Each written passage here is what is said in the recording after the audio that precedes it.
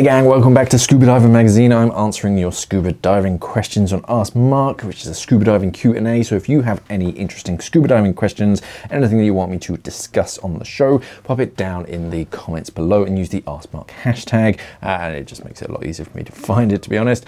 This week I'm answering questions about double long hose configurations, bailout tank side swapping, drysuit saver dive kits, singles to twin set transitioning, and transmitter accuracy. Let's dive straight in with the first question, which comes from Erik H, who asks, "Hi Mark, whilst I am a recreational diver, I'm interested in long hose setups. I like the idea of just having enough hose length to keep panicky divers at distance whilst donating air. What are your thoughts on having both primary and secondary second stages on long hoses? I know you yourself donate the second stage on the longest hose in both recreational and DIR setups, but my worry is also situations where panicked divers could swim up and rip the second stage either from my BCD regulator holder or even out of my mouth. Would this be overkill? Otherwise, how would you solve hose routing issues for streamlining? What about routing so if either regulator is taken, the hose easily comes completely free without being tangled in the other hose? Love the informative and educational videos you do. You're welcome." So, twin long hose setups, you're probably, there's just going to be too much hose and it is going to end up being just entanglement issues. You're going to have like a lot of hose, and with the traditional setup it crosses over the body, so if you have two hoses crossing over, it's going to cross over itself and one's always going to be restricted. The best way to do it would be to have a side mounted cylinder, because then you have like hose, you have these big rubber bands. I'll find a picture of one and pop it up. You have these big rubber bands that go around the cylinder itself, and then you tuck the hoses underneath that, so it's still nice and contained, it's all streamlined and clean, but if you need to, you can pull that hose free. Otherwise, I mean, if you're not diving with it, then typically you get three types of divers if they're in an out of air situation. You get the calm and collected ones, which do it by the book. They're nice and close to you, and they actually signal, "I'm out of air." At that point, your programming comes in and you donate your primary. Very easy. You swap to your alternate, which is on a shorter hose, and they get the nice long hose to breathe from. The hose comes free and everyone's happy. Second type is panicky, who tend to be quite grabby, and especially if they're your buddy, then we would have had this discussion during our pre-dive briefing that, okay, in an out of air situation, I'm going to donate my primary, so they're probably going to grab that. Divers can be quite grabby, and especially if I have one in a necklace under my chin, they're going to see this one first and they're going to grab for this one. If they try and grab for that one, they might be able to pull it free if the bungee loop comes free on my necklace, but more realistically, they're going to see the one in my mouth, they're going to grab that one, they can have that one if they wanted to. The third type, they just switch off completely. All they want to do is get to the surface, at which point, again, you're in control, so you take your primary out and you donate it to them. So those, in my experience at least, are the three types of out-of-air diver. And yeah, for that you only really need a single long hose. If you have two, then yeah, it's just too much excess hose. And if you had one on, yeah, you couldn't even like run them parallel. That's just going to be a pain and another entanglement. It's hard enough with a single long hose. A second long hose can be a real pain. So yeah, I'd probably side mount it, have a completely independent air source, so that, yeah, you can tidy up that hose, but I'd stay away from too many 2 meter long hoses. Stefan W says, hey Mark, quickish question. When I dive side mount CCR, that's closed circuit rebreather, if you don't know, my CCR unit is on my right hand side. So my left side has my bailout with a long hose donate that we've just been talking about. Normally on open circuit side mount, the long hose goes on the right hand side for donation. Is there a good reason to reconfigure every time switching between side mount open circuit diving and side mount closed circuit rebreather diving? So this is a very interesting question and does raise a very interesting point in that, yes, when you're like twin side mount diving, the right one is typically your primary. So that's where the side mount rebreather tends to go. But when you're just diving open circuit, so you just have one cylinder on either side, if your buddy runs out of gas, you donate the long hose, because the long hose goes on the right hand side, and you donate that one, and then you switch to the left hand side. But you can't donate a closed circuit rebreather because the twin hoses just aren't, and they're not really made for buddy breathing or anything. So for a bailout, in case your rebreather fails, you always carry an open circuit because they're pretty bulletproof. You always carry one just to bail out to. If your rebreather malfunctions for whatever reason, you can swap over to that, and then it's just like normal open circuit scuba diving. But now the long hose is on your left hand side. So maybe we do need like just a shift in how we do things for side mounts. I can't think of a genuine, I mean, the closest thing to a good reason I can think for only having the long hose on the right hand side is just, that's how regulators on the right with normal back mounted. But now we're into like side mount territory and it's still quite new. Maybe we do need this like cultural shift that we keep the left hand side for donating because of side mounted rebreathers. Is an interesting question. I'm not the best person to ask. You want someone like Gary Dallas or something who dives them far more frequently than I do, but I can't think of a good reason not to.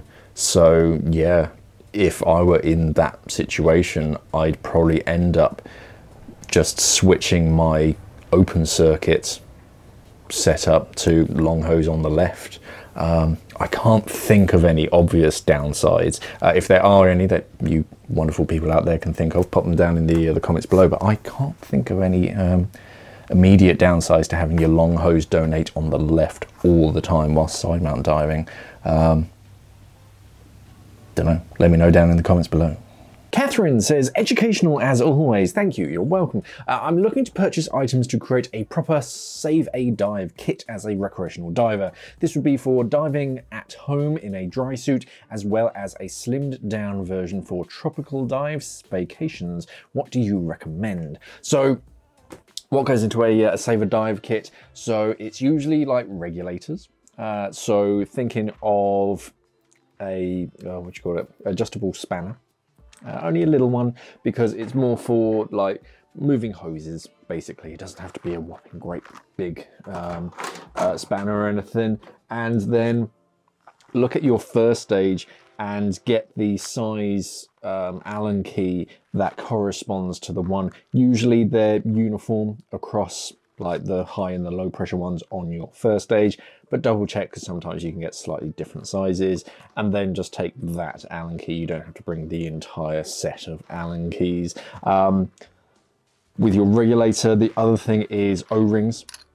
So if you have DIN regulators, that one is the most useful, and it's the same for A-clamp as well. But if you're diving A-clamp, then you have less of a choice because it depends whatever's on their cylinders that you're using. So it's usually like a 111 or a 112, but you can buy O-ring kits and that contains both sizes. So you can replace one. It's more rare that one of these O-rings will go. They do occasionally and need replacing, but it's quite rare, and it's not the end of the world if one is fizzing a little bit. If it's fizzing a lot, then it's worth replacing it. Other than that, cable ties, some zip ties are quite useful. I just buy them by the hundreds and then just throw a couple in my bag for like mouthpieces. So a replacement mouthpiece as well. Double check that it's the right size, because not all mouthpieces are the actual same size. Some are a little bit bigger or a little bit smaller. So it's best to go with whatever came off your second stage. And then of course, yeah, you'll need a cable tie to attach it, otherwise it'll fall off just that easily. Sorry, as I just run through everything that can break. Batteries for torches, that kind of stuff is always useful. For dry suits, put that on quickly so I don't forget. For dry suits, some kind of like talcum powder, or actually nowadays the what do they call it? Like hydrogel or something. It's like a water-based lubricant. I know a lot of divers who just use KY to help you get in and your cuff seals not kind of stick on anything.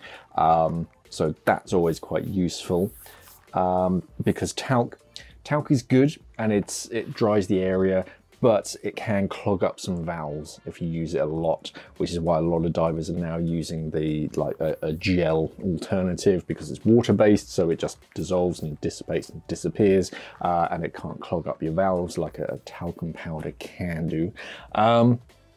If you dive a silicone seal dry suit, I always carry replacement cuff and neck seals, just in case, because that's really the major benefit of silicone seals, that you can swap them over then and there without any real tools. The one useful tool, if you do dive dry suits, is it's a bicycle repair tool. One of those. So these are very, very cheap, and some do come with like silicone cuff ring systems, but if it doesn't, then they're pretty cheap to buy. It's something to do with the tires. I'm not too big. I can ride a bicycle, but I don't know what the tool is called. I think it just calls it a pack tool. I imagine that's the brand, but it's that like levering plastic, so it's not going to damage your ring system, but you can get it in, you can lever it up, because trying to do it by hand, sometimes you can rip the seal. So yeah, just a little bit of leverage can be quite useful, and they're pretty small and pretty light. Otherwise, yeah, replacement seals, just in case. They're universal. Touch wood. At the moment, they're universal. No one's made a unique shape. So for both cuff and neck seals, it's pretty easy to get some replacements. If you dive, most of these O-rings are for cuff ring systems for a dry glove system. So replacement dry gloves are always useful, just in case you rip it, you can swap it over. Some silicone tubing. So this is useful for dry gloves to tuck underneath that cuff seal so that you can equalize the gloves. And that's also why I have some sections of paracord, just to break that seal a little bit. Zip Tech or some kind of zipper lubricant. Just look after your zippers and they'll stay watertight. That's about it. I also have some patches, but it's rare that I ever use those, especially in the field, because like a lot of the glues, they take days for it to set, so you're not going to fix anything on the go. But as far as dry suits, that's really it. I mean, if you really, really want to get serious and like future-proof, there's that tool, which is quite useful. So this is for Scitech, as you can imagine by the name, for their valves, so that you can tighten them or loosen them if you need to. Some of them you can do by hand, but it's best that you tighten up that chest valve and the dump valve, make sure they're nice and tight between dives, and when you get it back home, it's quite nice to be able to unscrew them, clean them up, and then put them back so they're nice and fresh. But if you want to, you can bring that with you. It's got a few other helpful little things. It's got another one of those pry sections to lift up seals and things, and another one there, and then the like pizza cutter. That's for the silicone neck seal to go around it, but that can be quite useful. It's rare that I've used it in the field, except to change a seal. But yeah, it's just a matter of going through all of your equipment, kind of looking at what could fail and how you need to replace it. But yeah, those are the real basics of like a save a dive kit. And I just tend to use an old mask box to put my spares in. It's useful. It's, don't know if it's watertight actually, but it holds everything together, and they're quite neat. Mark Gardner asks, hi Mark, after doing some research, I've decided to buy the Xdeep NX deluxe wing. I currently dive a single tank and will continue to for the next couple of years. My question is, should I buy a double with a single tank adapter or a single wing and upgrade them when I'm ready? Yeah, so this brings up the issue with the taco effect, which I think is its like unofficial term. So you get, if I find, so that's my twin wing. So as you can see, it's quite wide. So if I dive with a, let me try and get a smaller cylinder out. Okay. So if you dive with a twin wing with a single cylinder, then if you put any gas into the wing, it's naturally going to float up and it's going to wrap around and look like a taco. So the problem, you can kind of dive with that. The problem then comes if you need to deflate it, then all the air is trapped up higher than the valve. So you're going to have to change position. Oops. You're going to have to change position and literally go like shoulders upright to be able to vent it. So for single cylinders, you really need a single wing that are like smaller and tighter. And then even with a bit of gas, it's still going to be able to vent. But with twin sets, then the flip side comes, because if it's narrower and you have two cylinders side by side, then it can't actually inflate. So there's no single ticket unicorn that will do both. It kind of has to be a single wing for single cylinders and then twin wing for twin cylinders. It's all about the space that the cylinders take up and where that airflow is going to go. So unfortunately, yeah, right now, you need to invest in the single wing option, and then when you decide to go onto twins, get that twin wing and then swap those wings over.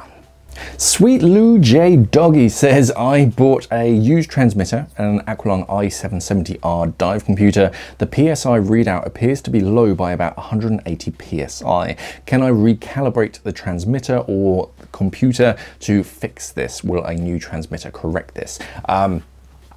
I don't think I've ever seen a transmitter that you can calibrate. So chances are it's the pressure sensor on the inside, or I mean, that tends to be the issue, especially with transmitters. But I don't think I've ever seen anything that will allow you to like reset it or to calibrate it. So I think it is just down to a matter of a replacement transmitter, I'm afraid. I would like change the battery first, because a replacement battery is always quite useful to keep. So I'd probably swap that first and double check, because chances are it might reset itself on a battery change or something.